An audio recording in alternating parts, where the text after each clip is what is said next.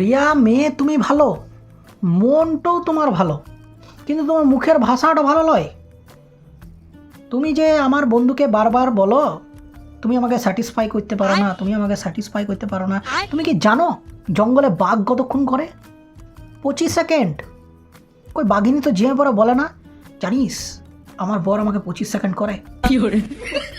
বলতে তো পারে না। আরে একটি বাঘের মাথায় কি কি টেনশন থাকে জানো? তাকে জঙ্গলে রাজ করতে হবে, তার মধ্যে দবদবা রাখতে হবে, তাকে যেন সবাই মান্যগণ্য করে।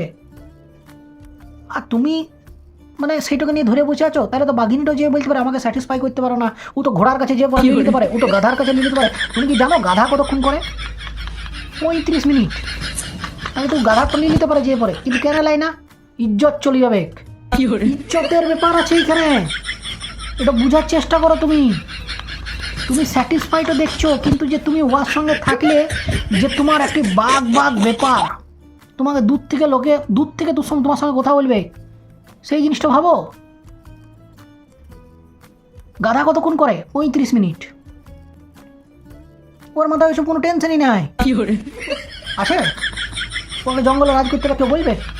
ওকে ইশারাতে রাখে, তোর হয়ে গেছে চলে এবারে। তাহলে বাঘটা কি করবে? বাঘিনীটা কি করবে যে এবার গাধাটা লিবে গা?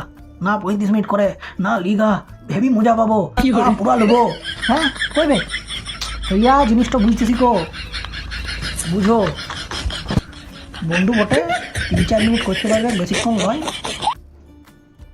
করো না, থাকো না। তারপর আস্তে আস্তে কমে যাবে, তখন চলে আসবে। পাঁচ চিলা